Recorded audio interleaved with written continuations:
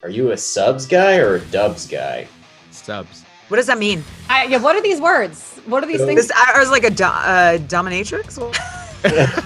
Tell me now. Those are dubs. I'm like...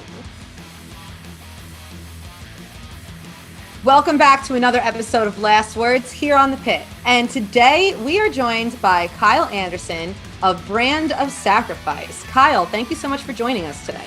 Thank you so much for having me. And unfortunately, Doc Coyle could not join us tonight. So we have fill-in. Drew, why don't you tell us who you are and why you're here? Hey, what's up? I'm Drew Kaufman. I'm the co-creator of 2 Minutes to Late Night. And I also edit this show, which might be a conflict of interest. Well, we like conflict on the show, so you've come to the right place, as you already know. Thank you. Something that your band is largely inspired by, and that is Manga.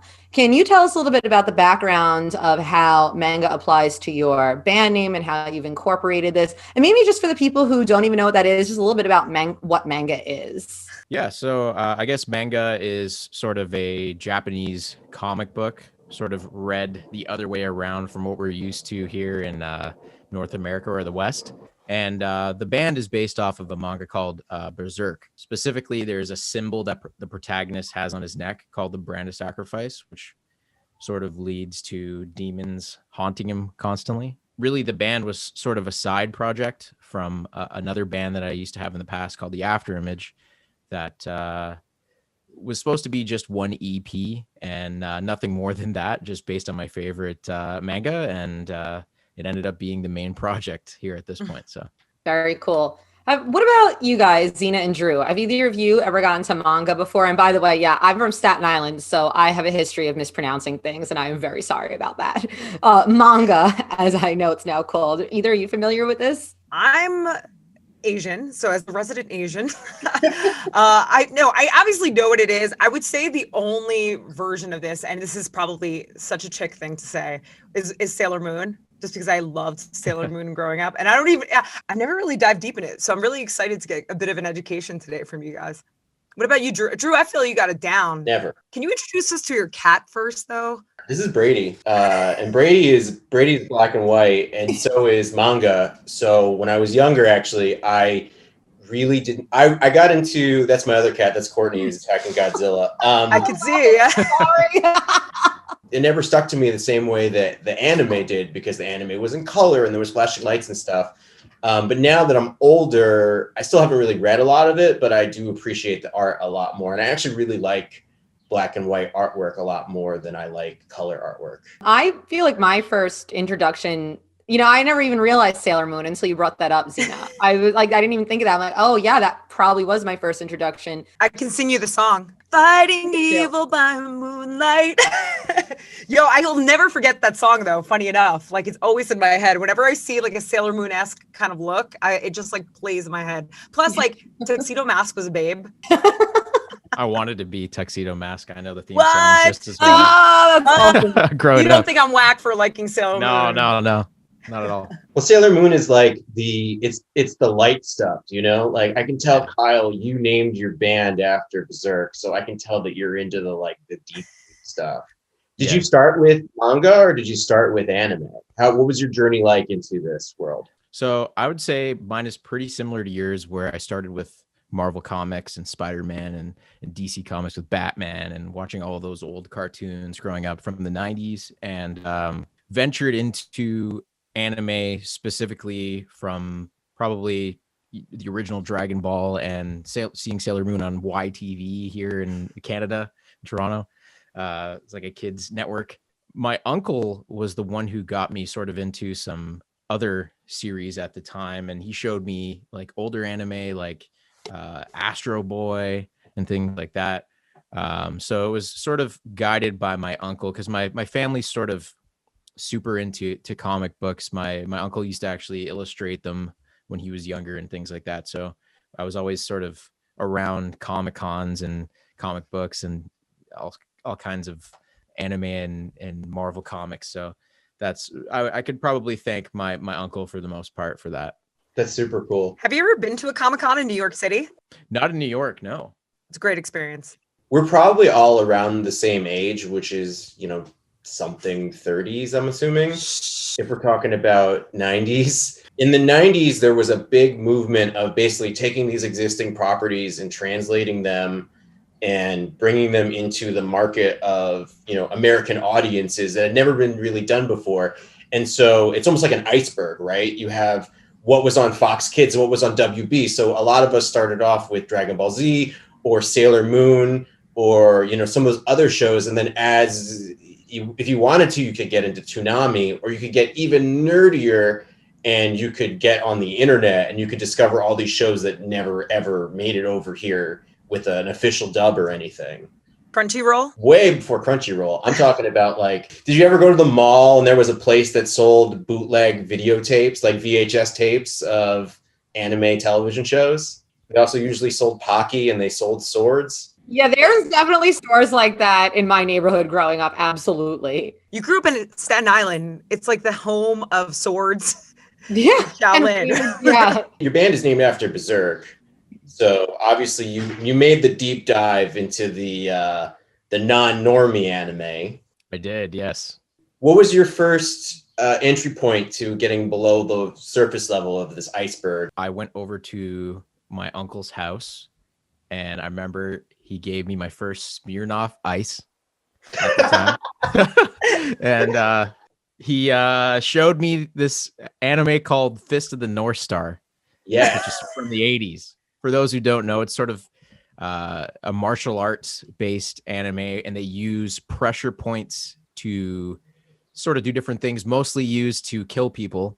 And that one was pretty gory for the time. It's basically certain pressure points would make people's heads explode or bodies explode and things like that. So he showed me that. And then I sort of went down this rabbit hole of Googling various animes and loading up LimeWire and trying to figure out what a torrent was and download some of these fan subbed animes.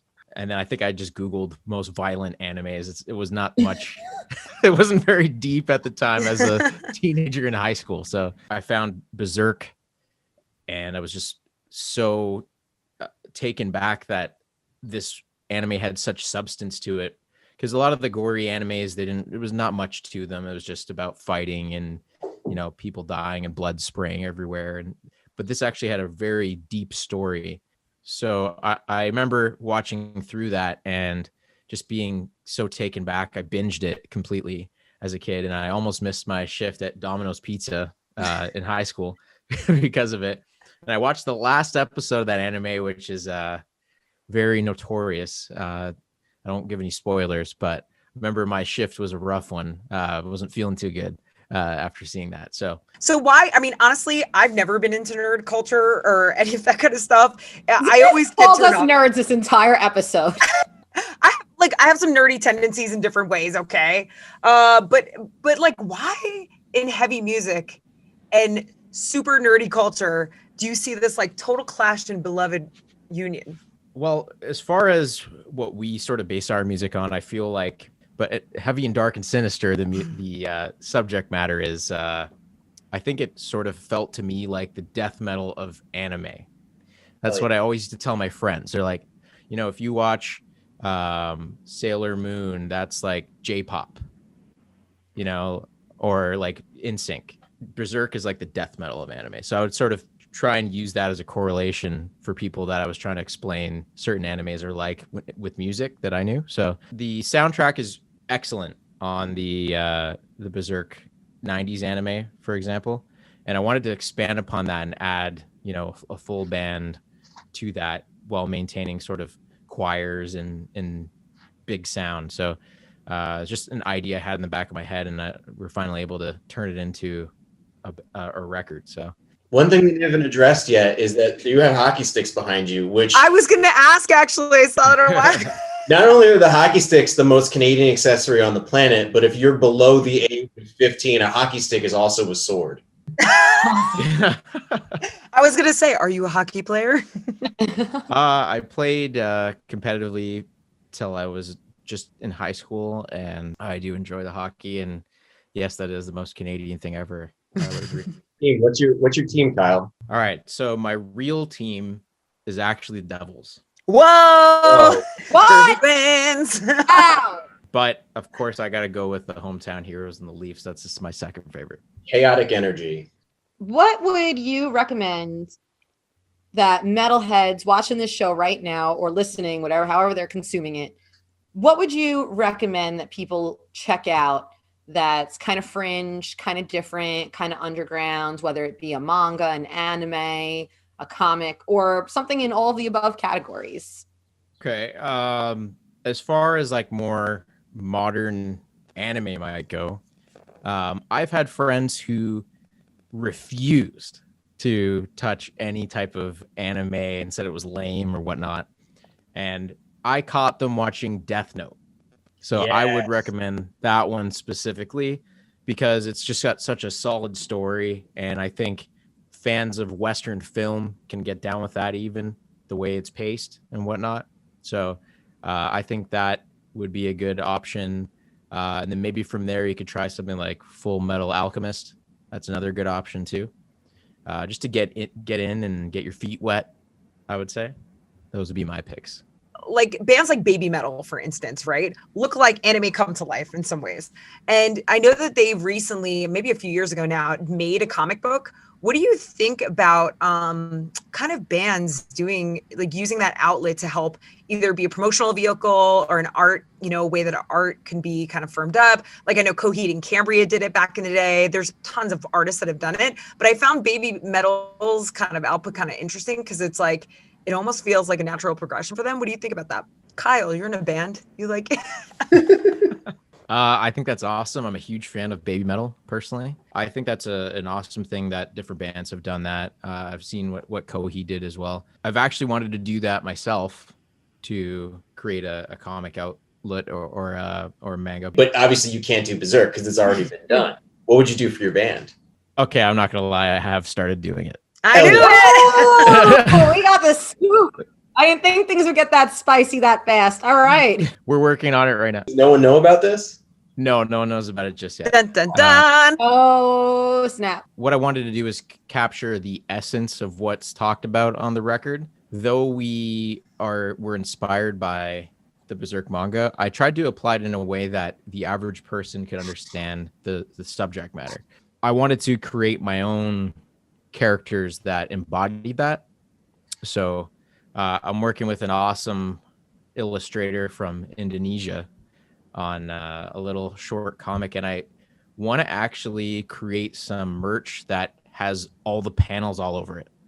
So you have on the sleeves, on the chest, on the back, it would just be comic panels. So I'm a huge fan of that kind of stuff, and now we're gonna do that because I think that was like you said before, it was a natural progression. Can you give us like for fans of, like, if you like this, you will like my comic?